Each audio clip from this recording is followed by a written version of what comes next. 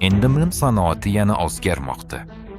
Kompaniya o'nlab yillar o'tgandan keyin ham ko'pgina loyihalarda yetishmaydigan narsalarga ega bo'lgan bozorga kiradi. O'zining ishlab chiqarish quvvatlari, farmatsevtika bazasi, texnologiyasi, xalqaro miqyosi va kuchli mahsuloti. Va hozirda bu kompaniya MIM orqali global miqyosda kengayishni boshlamoqda.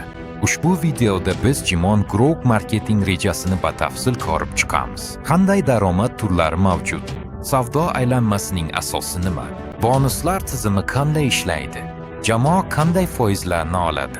Bu yerda qanday qilib yangi boshlovchidan xalqaro yetakchigacha o'sish mumkin? Nima uchun hozir ko'plab tarmoqchilar aynan shu loyihaga diqqat bilan qarashmoqda? Biz quyidagilar haqida gaplashamiz. Referal bonuslar, jamoaviy to'lovlar, martaba darajalari, tuzilma chuqurligi, xalqaro rivojlanish va mamlakatlarni ochish imkoniyatlari. Marketingdan so'ng esa biz eng asosiy qismga, kompaniya mahsulotlariga o'tamiz. Chunki bugun faqat marketingi bor kompaniyalar emas, balki har kuni odamlar uchun zarur bo'lgan haqiqiy mahsuloti bor kompaniyalar g'alaba qozonmoqda. Jimon Group aynan shu narsaga e'tibor qaratmoqda. Wellness, sog'liq, antiage, organizmni tiklash, zamonaviy texnologiyalar va yangi avlod mahsulotlari. Shuning uchun qulay joy egallang. Hozir juda qiziqarli bo'ladi. Endi esa Jimon Groupning marketing rejasiga o'tamiz. Bu yerda men sizdan shunchaki tomoshabin sifatida emas, balki tadbirkor sifatida diqqat bilan tinglashingizni xohlayman. Chunki marketing reja har qanday tarmoq biznesining yuragi hisoblanadi. Mahsulot kuchli bo'lishi mumkin, kompaniya yirik bo'lishi mumkin, ishlab chiqarish ham qudratli bo'lishi mumkin. Lekin agar kompaniyada marketing zaif bo'lsa, odamlar pul topishda qiynalsa, tizim noqulay bo'lsa, maqomlar doimiy ravishda tugasa, hamma narsani har oy qayta tasdiqlash kerak bo'lsa, bunday biznes juda tez orada mashaqqatli ishga aylanadi. Jimon Groupda marketing boshqacha tuzilgan. Bu rejani ko'plab klassik MIM kompaniyalardan darhol ajratib turadigan bir nechta asosiy fikrlar mavjud. Birinchidan, aylanma knatsti. Bu sizning ovozingiz yonib ketmasligi degan ma'noni anglatadi. Ikkinchidan, oylik holatni tasdiqlash yo'q. Bu shuni anglatadiki, siz bir xil natijaga erishish uchun har oy yugurmaysiz. Uchinchidan, shaxsiy ma'lumotlar bilan qat'iy bog'liqlik yo'q. To'rtinchidan, majburiy oylik to'lov yo'q. Beshinchisi, mahsulotlarni uyda saqlashning hojati yo'q. Va oltinchisi, alohida yangilanish shart emas. Dasturga a'zo bo'lish uchun to'lov qilmaysiz, mahsulot olib, mijoz bo'lasiz, kod olib, uni tavsiya qilasiz. Bu biznesga kirish juda oson degani. Mahsulotni sinab, natijasini boshqalar bilan bo'lishasiz. Agar tavsiyangiz bilan kimdir xarid qilsa, kompaniya bonus to'laydi. Endi uni daromad turiga qarab ajratamiz. Jimon Group marketing rejasida 6 ta asosiy bonus yo'nalishi mavjud. Birinchisi tavsiyanoma bonusi, ikkinchisi jamoaviy bonusdir. Uchinchisi oylik bonus. To'rtinchisi aylanma va mos keladigan bonusdagi farq. Beshinchisi direktor o'rinbosari lavozimi. Oltinchi direktor darajasi. Va eng muhimi, bu bonuslar bir-birining o'rnini bosmaydi, balki bir-biri bilan birlashtirilishi mumkin. Demak, sherik bir vaqtda bir emas, balki maqomi va jamoa rivojiga ko'ra bir necha turdagi daromad olishi mumkin. Keling, birinchi va eng aniq bonus, yollanma bonusdan boshlaylik. Tavsiya bonusi – bu sizning shaxsiy tavsiyangiz uchun olingan daromad. Masalan, siz tozalash dasturidan o'tdingiz va natijadan mamnun bo'ldingiz. O'zgarishingizni ko'rib, qiziqib so'rashadi. Nima bu? Qayerdan olding? Agar tavsiyangiz bilan mahsulot olishsa, bonusga ega bo'lasiz. Bu yerda muhim jihat bor. Sizga avval katta to'plam sotib olish shart emas, ombor qilish shart emas, mahsulotlarni qutilab sotib olish shart emas, hamkor maqomi uchun alohida to'lov qilish ham kerak emas. Siz hatto bitta mahsulot bilan ham boshlashingiz mumkin. Eng arzon mahsulot narxi $65 dan boshlanadi.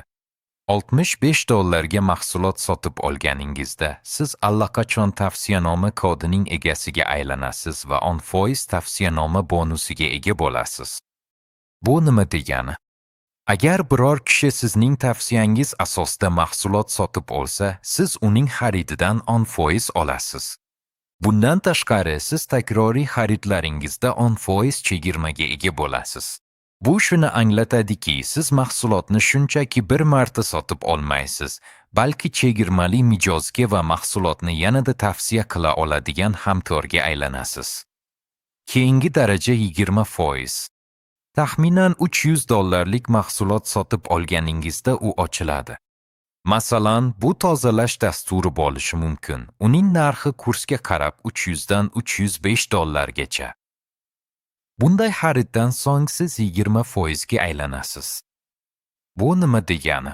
Endi siz tavsiyangiz bo'yicha kelgan odamlar tomonidan qilingan xaridlardan 10% o'rniga 20% olasiz. Bundan tashqari, keyinchalik siz o'zingiz kompaniya mahsulotlarini 20% chegirma bilan sotib olasiz. Ya'ni bu yerda foyda bir vaqtning o'zida ikki yo'nalishda ketadi. Bir tomondan siz tavsiyalardan pul ishlaysiz, boshqa tomondan mahsulotni o'zingiz va oilangiz uchun arzonroq narxda sotib olasiz. Keyingi bosqich 30% darajasi. Unga ikki xil yo'l bilan yetib borish mumkin.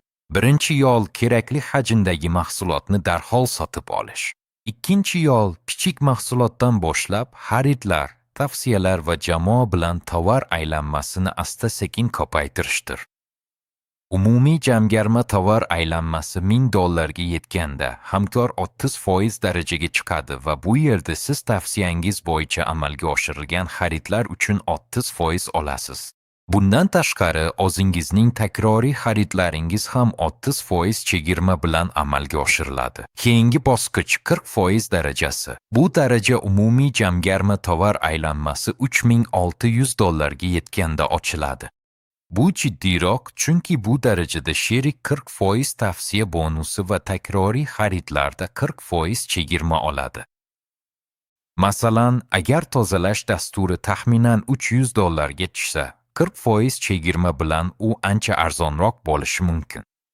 Va bu marketingning katta afzalligi. Qanchalik faol rivojlansangiz, mahsulotdan foydalanish siz uchun shunchalik foydali bo'ladi va tavsiyalar uchun mukofotingiz shuncha yuqori bo'ladi. Keyingi daraja 50%. Bu yerda umumiy jamg'arma hisobga olingan. Shuni bilingki, bu nafaqat shaxsiy xaridlaringizni, balki shaxsiy va tavsiyaviy hajmlar hamda jamoaviy hajmlarni ham o'z ichiga oladi. Hamkor 50% darajaga yetgandan so'ng, ular jamoadan 5 avlodgacha 50% tavsiya bonusini olishlari va takroriy xaridlarda 50% chegirmaga ega bo'lishlari mumkin. Yo'llanma bonusining oxirgi darajasi 60% ni tashkil qiladi. U ochiladi agar umumiy jamg'arilgan tovar aylanmasi $100,000 dan oshsa. Bu yerda juda muhim bir jihat bor. Bu hajmni bir oyda qilish shart emas. Uni 10 kunda ham, bir oyda ham, yarim yilda ham, undan ham uzoqroq muddatda ham qilish mumkin. Chunki tovar aylanmasi jamg'ariladi va yo'qolib ketmaydi. Hamkor 60% ga yetgandan so'ng, ular marketing rejasi shartlarini bajarganlarida 5 avlod davomida 60% gacha bo'lgan maksimal tavsiya bonusi darajasiga ega bo'ladilar va takroriy xaridlarda 60% gacha chegirmaga ega bo'ladilar. Ya'ni birinchi marketing bloki bu sizning kumulativ aylanmangiz bilan birga osadigan tavsiyanoma bonusi. 10%, 20%, 30%, 40%, 50%, 60%. Darajangiz baland bo'lsa, tavsiya daromadi oshadi, hisob-kitoblar chuqurlashadi va xaridlar foydaliroq bo'ladi. Bilim mutaxassislari uchun muhim jihat, Jimon Group marketingida bir tarmoqdan 60% gacha aylanish olish mumkin. Ko'plab kompaniyalarda esa, masalan, bir oyoqdan 30% gacha cheklov bo'ladi. Bu yerda esa mantiq boshqacha. Agar sizda bir tarmoqda katta va kuchli jamoa o'sgan bo'lsa, siz shu tarmoqdan umumiy aylanmaning 60% gacha hisobga olishingiz mumkin. qolgan 40% esa yon tarmoqlardan to'ldirasiz. Ya'ni tuzilma ham chuqurlik ham kenglik bo'yicha quriladi. Siz asosiy kuchli tarmoqni rivojlantirishingiz mumkin, lekin biznes barqaror bo'lishi uchun yon yo'nalishlarni ham yaratish muhim. Va sherik 60% darajasiga yetganda, unga keyingi yanada muhimroq bonuslar taqdim etiladi. Keling, daromadning ikkinchi turiga jamoa bonusiga o'tamiz. Jamoa bonusi endi shunchaki shaxsiy tavsiyalardan olinadigan daromad emas. Bu sizning jamoangiz har oyda oladigan yangi aylanmadan olinadigan bonusdir. Bu yerda jamoaning yangi hajmi oyning 1-sanasidan 30-sigacha hisoblanadi va bu allaqachon jiddiy tadbirkorlik darajasi, chunki siz endi faqat shaxsan taklif qilgan odamlardan emas, balki jamoaviy harakatdan, savdolardan, qayta xaridlardan, tuzilmaning faolligidan ham daromad ola boshlaysiz. Agar sizning oylik yangi tovar aylanmangiz 20 mingdan 60 ming dollargacha bo'lsa, kompaniya bu summaning 2%ni to'lab beradi. Agar aylanma mablag' 60 ming dollardan oshsa va 60 dan 120 ming dollargacha bo'lsa, kompaniya 4% to'laydi. Tovar aylanmasi 120 ming dollardan oshganda foiz yanada oshadi. Bu yerda muhimi arifmetikaning ozini tushunishdir. Jamoa oyiga qancha ko'p yangi ishchilar aylanmasini yaratsa, jamoaning bonus foizi shuncha yuqori bo'ladi. Aynan shu sababli Jimon Groupda faqat o'zingiz sotish emas, boshqa yo'llar ham foydali. Jamoa qurish foydali, odamlarni o'qitish foydali, hamkorlarga natijaga chiqishda yordam berish foydali, qayta xaridlarni rivojlantirish foydali, mahsulot atrofida harakat yaratish foydali. Chunki jamoaviy bonus birgina faol odam bo'lgan joyda emas, balki ishlayotgan tuzilma bo'lgan joyda paydo bo'ladi. Endi 3-daromad turiga oylik mukofotga o'tamiz. Bu jamoa almashinuvining ma'lum bir darajasiga yetgandan so'ng sherikka to'lanadigan alohida bonus. Va bu juda muhim narsa, bu bir martalik sovg'a emas. Agar hamkor har oy kerakli darajani tasdiqlasa, kompaniya har oy bonus to'laydi. Masalan, sherik 6% jamoaviy bonus darajasiga yetganda, bu uning oylik aylanmasi 180 ming dollarni tashkil etishini anglatadi. Bu darajada kompaniya oyiga 750 dollar miqdorida bonus to'laydi. Hamkor 8% ga yetganda, bonus oyiga 1500 dollarni tashkil qiladi. 10% darajasida sug'urta mukofoti oyiga 2250 dollarni tashkil qiladi. 13% darajasida kompaniya oyiga qo'shimcha 3000 dollar to'laydi. Bu shuni anglatadiki, bu yerda faqat savdo daromadi yaratilmaydi. Bu yerda rahbariyat daromadi hajm, izchillik va jamoaning barqaror ishlashi uchun keladi. Va bu juda muhim fikr, chunki kompaniya sheriklarni nafaqat bir oylik daromad olishga, balki har oy aylanmani ta'minlaydigan barqaror biznesni qurishga undaydi. Keling, daromadning 4-turiga o'tamiz. Tovar ayirboshlash farqi va mos keladigan bonus. Bu allaqachon ko'proq rahbarlik bonusi bo'lib, ayniqsa katta jamoalar qurayotganlar uchun uni tushunish juda muhim. Avval tovar ayirboshlash farqini ko'rib chiqamiz. Tasavvur qiling, siz rahbar sifatida 13% darajaga chiqqansiz, jamoangizda esa turli darajadagi hamkorlar bor. Masalan, bir hamkor 2% da, boshqasi 4% da, uchinchisi 8% da, to'rtinchisi esa 10% da. Agar siz 13% darajada bo'lsangiz, hamkoringiz esa 2% bo'lsa, siz bilan uning o'rtasida 11% farq qoladi. Va bu farq sizga yuqoriroq rahbar sifatida o'sha hamkorning tovar aylanmasidan hisoblanishi mumkin. Masalan, 2%li hamkor o'z hajmini qiladi. U o'zining 2%ni oladi. Siz esa rahbar sifatida 13% da bo'lib, o'zingiz va uning darajasi o'rtasidagi farqni, ya'ni 11% ni olasiz. Agar sherigingiz 4% da, siz esa 13% da bo'lsangiz, farq 9% ni tashkil qiladi. Bu farq sizga sherikning aylanmasidan ham hisoblanishi mumkin. Bu nimani ko'rsatmoqda? Bu shuni ko'rsatadiki, tizim ichida o'sish ham o'zingiz, ham jamoangiz uchun foydalidir. Chunki sizning yetakchilik darajangiz qanchalik yuqori bo'lsa, tuzilmaning aylanmasdan foyda olish imkoniyatingiz shuncha yuqori bo'ladi. Lekin bu yerda yana bir juda kuchli jihat bor. Mos keladigan bonus. Ko'pgina milim kompaniyalarda bunday vaziyat yuzaga keladi. Sherigingiz osadi, sizga mavqe bo'yicha yetib oladi va keyin ularning aloqasi uzilganga o'xshaydi. Ya'ni ulkan jamoa va sizning qo'l ostida osgan ulkan aylanma mablag' endi sizning daromadingizga kiritilmaydi. Jimdo Group tizimi qiziqroq. Agar quyi hamkoringiz darajada yetsa, uning tarmog'i siz uchun yopilmaydi. Aksincha, siz mos keladigan bonusni olishingiz mumkin. Va bu juda muhim falsafa. Kompaniya rahbarini kuchli sherikni tarbiyalagani uchun jazolamaydi. Aksincha, bu jamoa ichidagi yetakchilarning o'sishini rag'batlantiradi. Va endi biz daromadning 5-turiga o'tamiz. Direktor o'rinbosari lavozimi. Bu butunlay boshqa darajadagi biznes. Agar hozirgacha biz asosan tavsiyalar, foizlar, jamoa almashinuvi va tuzilmani rivojlantirish haqida gapirgan bo'lsak, haqiqiy yetakchilik darajasi aynan shu yerdan boshlanadi. Chunki direktor o'rinbosarining vazifasi shunchaki mahsulotni o'zi sotish yoki odamlarni taklif qilish emas. Direktor o'rinbosarining vazifasi rahbarlarni shakllantirishdir. Aynan shu yerda kim haqiqatan ham tizim qurishni, odamlarni o'qitishni, jamoalarni rivojlantirishni va biznesni kengaytirishni bilishini ko'rish mumkin bo'ladi. Direktor o'rinbosari darajasiga chiqish uchun tuzilma ichida 60% darajasidagi 4 nafar hamkor paydo bo'lishi kerak. Juda muhim narsa, bu 4 hamkor 4 xil tarmoqda bo'lishi kerak.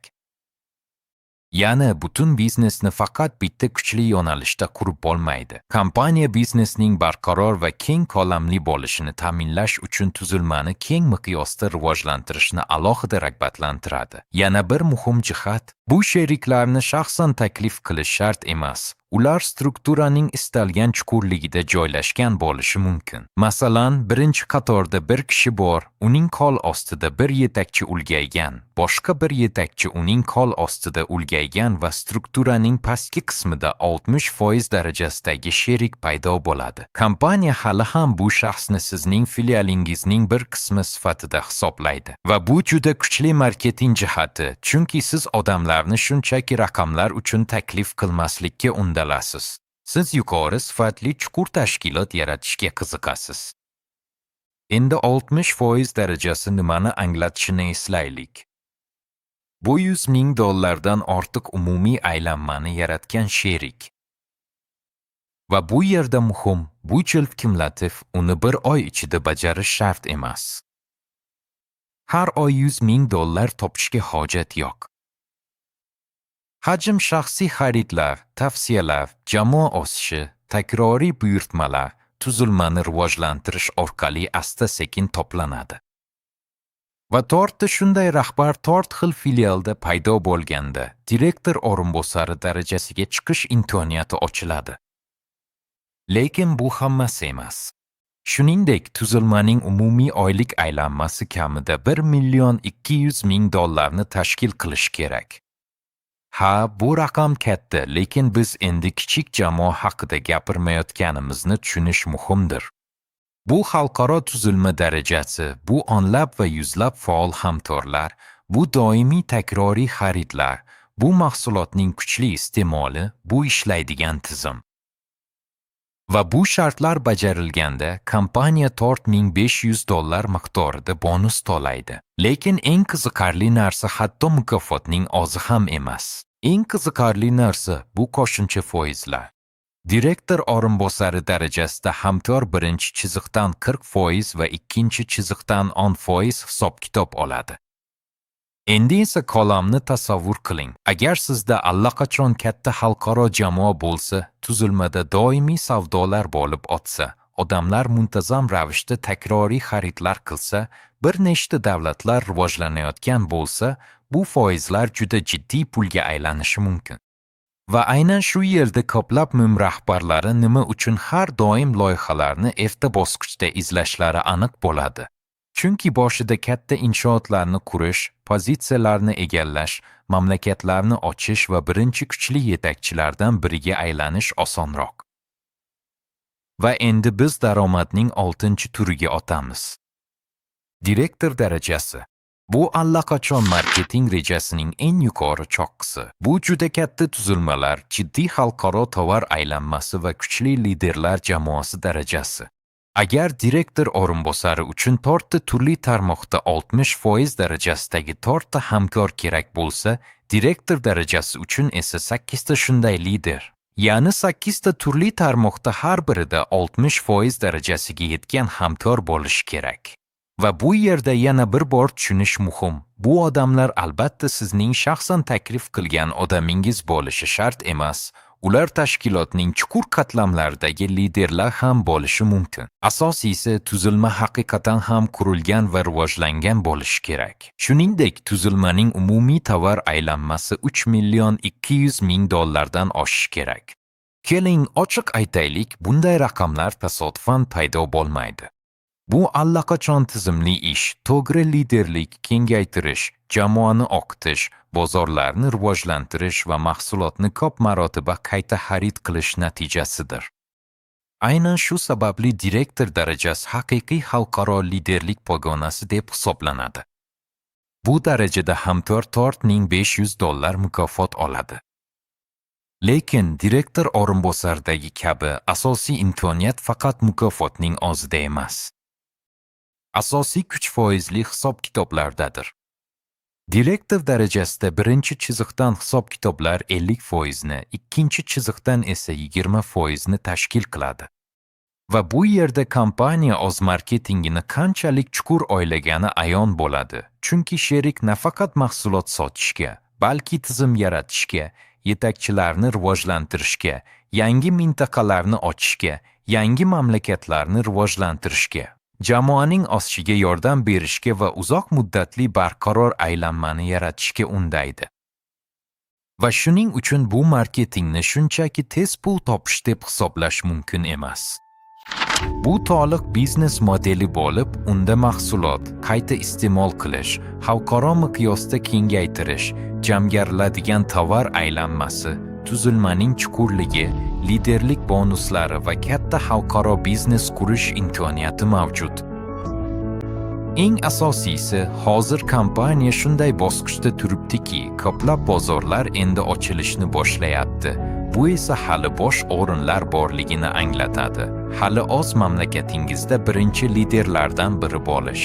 Bozor haddan tashqari qizib ketmasdan kuchli tuzilma qurish imkoniyati mavjud. Aynan shunday paytlar mum sohasida o'z vaqtida kirganlar uchun eng daromadli bo'lib qoladi. Endi biz Jemon Group marketing rejasini, barcha daromad oqimlarini, bonus tizimini va uning tuzilishi ortidagi mantiqni to'liq ko'rib chiqqanimizdan so'ng ikkinchi qismga, mahsulotlarga o'tamiz. Chunki uzoq muddatda nafaqat marketing g'alaba qozonadi, uzoq muddatda odamlar qayta sotib olishni istagan mahsulot g'alaba qozonadi. Nima uchun Jemon Group mahsulotlari yirik biznesning asosiga aylanishi mumkin? Marketing rejasini ko'rib chiqqandan so'ng, ko'p odamlarda mutlaqo mantiqiy savol tug'iladi. Xo'sh, lekin kompaniya aslida nimani sotadi? Odamlarga bu mahsulotlar qancha kerak? Va eng muhimi, men ularni sota olamanmi? Aynan shu haqda hozir gaplashamiz. Chunki marketing qanchalik chiroyli bo'lmasin, uzoq muddatda mahsulot har doim g'alaba qozonadi. Atrofga qarang. Bugun dunyo qiyin davrlarni boshdan kechirmoqda. Iqtisodiy beqarorlik, stresslar, urushlar, narxlarning oshishi, sog'liq bilan bog'liq muammolar tobora yosharmoqda. Agar ilgari odamlar pulni shunchaki zavq uchun xarajat qilgan bo'lsa, bugun tobora ko'proq odamlar asosiy ehtiyojlar, sog'liq, energiya, hayot sifati va o'zini qanday yaxshi his qilish haqida o'ylay boshlashdi. Shu sababli sog'lomlashtirish bozori bugungi kunda dunyodagi eng tez rivojlanayotgan bozorlardan biri hisoblanadi. Chunki yoshi, kasbi, yashash joyi yoki daromadidan qat'i nazar har bir kishi sog'liqqa muhtoj. Bugun Jemon Group kirib kelayotgan bozor 30 yildan ortiq vaqt davomida sog'liq va farovonlik mahsulotlarini ishlab chiqaradigan kompaniya.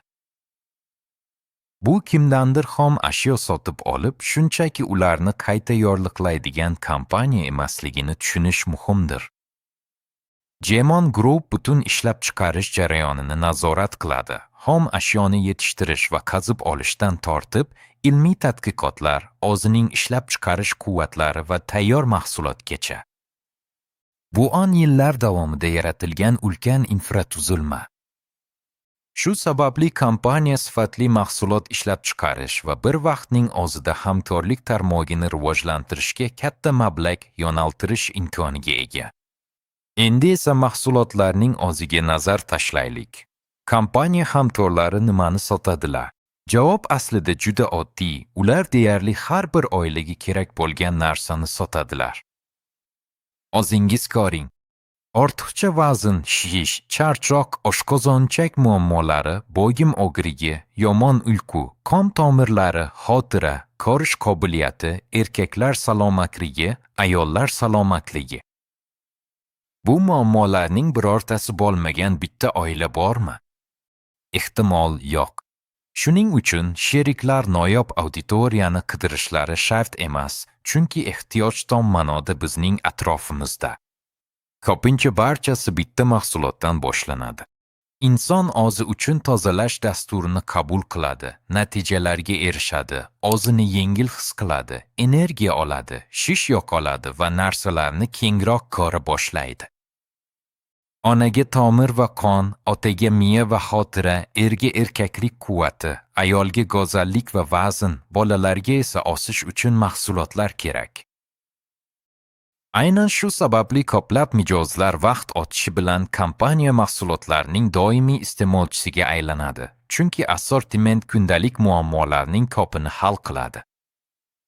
Natijalar haqida alohida aytib o'tmoqchiman. Bugun Xitoyda 100 minglab odamlar va Xitoydan tashqarida minglab odamlar kompaniya mahsulotlaridan foydalanmoqda va eng muhimi, odamlar haqiqiy o'zgarishlarni ko'rishadi. Ushbu videoda endi natijalarning fotosuratlarini ko'rishingiz mumkin. E'tibor bering, bu shunchaki shkaladagi raqamlar emas. Odamlar quyidagilarni qayd etishadi: ko'proq energiya, yaxshilangan farovonlik, yengillik, teri sifatidagi o'zgarishlar, shishlarning kamayishi va umumiy sog'liqning yaxshilanishi. Va aynan natijalar takroriy savdoni yaratadi va takroriy savdo barqaror biznesni yaratadi. Endi marketingga qaytaylik.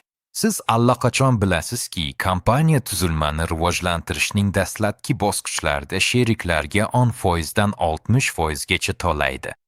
Lekin baribir bu pul qayerdan keladi? Javob juda qiziqarli, chunki kompaniya ishlab chiqarish zanjirining katta qismini o'zi nazorat qiladi. Ishlab chiqaruvchi ishlab chiqarish, texnologiya, xom ashyo va logistikaga egalik qilganda, u tizim ichida ko'proq foydani saqlab qolish imkoniyatiga ega bo'ladi. Va shuning uchun kompaniya o'z daromadining katta qismini filial tarmog'iga yo'naltirishi mumkin. Bu shuni anglatadiki, sherik nafaqat talab qilinadigan mahsulotni, balki kuchli moliyaviy modelni ham oladi. Va bu yerda men sizga bitta savol bermoqchiman. Keyingi 10 yil ichida nimani sotish osonroq bo'ladi? Inson usiz ham qila oladigan yoki uning sog'ligi, energiyasi va hayot sifati bilan bog'liq narsa. Odamlar yangi texnologiyalardan voz kechishlari mumkin. Odamlar sayohatni kechiktirishlari mumkin. Odamlar boshqa qimmatbaho o'yinchoq sotib olmasligi mumkin. Ammo sog'liq, ota-onalar, bolalar va o'zlarining farovonligi haqida gap ketganda, odamlar yechim izlashda davom etadilar. Shu sababli ko'plab mutaxassislar sog'liqni saqlash bozorini dunyodagi eng barqaror bozorlardan biri deb hisoblashadi. Aynan shu sababli bugun ko'plab yetakchilar Jemon Groupga diqqat bilan qarashmoqda, chunki bu yerda 3 ta narsa birlashgan. Kuchli kompaniya, talab yuqori bo'lgan mahsulot va katta biznes qurishga imkon beradigan moliyaviy model. Agar ushbu videoni ko'rgach, kompaniya haqida chuqurroq bilmoqchi bo'lsangiz va bu yo'nalish aynan sizga mos keladimi, tushunmoqchi bo'lsangiz, keyingi videoga o'ting yoki shaxsiy maslahatga yoziling. Ehtimol, hozir siz bir necha yildan keyin hammaga ravshan bo'lib tuyuladigan imkoniyatga qarayapsiz, Lekin bugun u hali ham dastlabki jamoalar shakllanayotgan bosqichda va nihoyat men sizdan quyidagilar haqida o'ylab ko'rishingizni xohlayman. Jimen Group 10 yildan ortiq, balki 30 yillik tarix, o'z zavodlari, ilmiy ishlab chiqarish bazalari va Xitoyning ulkan bozoriga ega. Lekin eng qiziq voqealar aynan hozir bo'lmoqda. Kompaniya ilk bor MUM orqali xalqaro kengayishni boshlamoqda. Bu muhim lahza, chunki tarmoq marketingida bir qonun bor. Hamma bilganida yetakchilik o'rinlari band bo'ladi. Kompaniya haqida hamma gapirganda bozor to'lib bo'ladi. Katta cheklarni ko'rganingizda kimdir allaqachon tuzilmani qurib bo'lgan bo'ladi. Shu sababli eng katta natijalarga odatda eng iqtidorlilar emas, boshqalar erishadi. Bu natijalarga imkoniyatni boshqalardan oldin ko'rganlar erishadi. Bugungi kunda kompaniya yangi bozorlarni ochishni endigina boshlamoqda. Qozog'iston, O'zbekiston, Qirg'iziston va boshqa mintaka mamlakatlari hozirda faol rivojlanmoqda. Ko'pchilik Jimen guruhi haqida eshitmagan bo'lsa-da, hozirda birinchi jamoalar, birinchi tuzilmalar va birinchi rahbarlik lavozimlari shakllanmoqda. Bir necha yil ichida minglab odamlar "Qani endi bu haqda oldinroq bilganimda edi" deb aytishadi. Lekin haqiqat shundaki, bu allaqachon oldinroq sodir bo'lgan. Bu hozir sodir bo'lmoqda. Va savol kompaniya mashhur bo'ladimi yoki yo'qmi emas. Savol shundaki, siz o'sha vaqtga qadar tizim ichida bo'lasizmi yoki tashqaridan kuzatasizmi? Bugun ko'rgan narsangizga yana bir bor qarang. Kuchli kompaniya deyarli har bir oilaga kerak bo'lgan mahsulot. Shaxsiy savdo va jamoaviy ishlardan pul ishlash imkonini beruvchi marketing. Va eng muhimi, bozor endigina ochila boshlamoqda. Balki 1-2 yoki 3 yildan keyin bu imkoniyat endi unchalik noyob ko'rinmasligi mumkin. Lekin bugun siz buni birinchilardan biri sifatida ko'rishingiz mumkin. Agar ushbu videolar seriyasida ko'rganlaringiz sizga ta'sir qilsa, kechiktirmang. Ushbu videoni sizga yuborgan odam bilan bog'laning. Savollar bering, maslahat oling. Loyihani chuqurroq ko'rib chiqing, chunki ba'zida to'g'ri vaqtda qabul qilingan bitta qaror nafaqat daromadingizni, balki butun hayotingiz yo'nalishini ham o'zgartirishi mumkin. Ehtimol Jimen Group'dagi hikoyangiz hozir boshlanadi.